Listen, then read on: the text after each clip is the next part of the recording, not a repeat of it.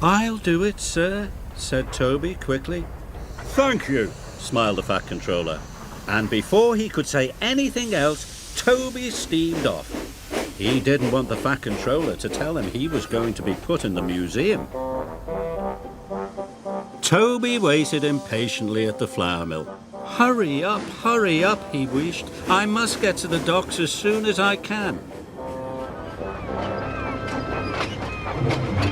When Toby delivered the flour, he saw the Fat Controller standing on the dockside. He was talking to the dockmaster. The Fat Controller saw Toby. He wanted to speak to him, but Toby steamed off as fast as he could. Later, Toby saw Thomas again. He was pulling Annie and Clarabel. "I'm off for my repaint," chuffed Thomas happily. "I can pull Annie and Clarabel for you," said Toby. "Thank you, Toby," tooted Thomas. So Toby pulled Annie and Clarabel on Thomas's branch line. And while James was getting a shiny new coat of red paint, Toby collected coal trucks from the mine for James. And while Percy was having his repaint, Toby shunted trucks full of stone in the quarry for Percy, even though it was dusty, dirty work. At last, Toby had finished. He was very tired and very dirty. Suddenly, he saw the Fat Controller waiting by the track. Toby still didn't want to speak to the Fat Controller. Quickly, he reversed into a siding and didn't see that a big rock had fallen on the line. "Bust by cowcatchers," he cried.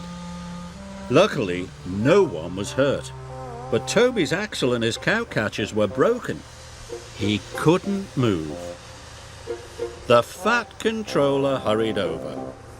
"Why have you been running away from me all day?" he asked. "I don't want to be put in the museum," Toby said sadly. "Why would I do that, Toby?" asked the Fat Controller. "Because a museum is full of old things. I'm an old steam tram, and I'm not really useful anymore." The Fat Controller smiled. "Toby, you may be old, but you are far too useful to be put in the museum. You have worked harder today than any other engine. And as Sodor's only steam tram, I have a very special job for you. First, you will have a special polish. Then, you are to take all the visitors to the museum for the grand opening." Toby felt very happy. He let out a great whoosh of steam. "I've been trying to tell you that all day," added the Fat Controller. Toby smiled. He felt very foolish. So Toby's axle and cowcatchers were repaired, and then he was polished until he looked as good as new.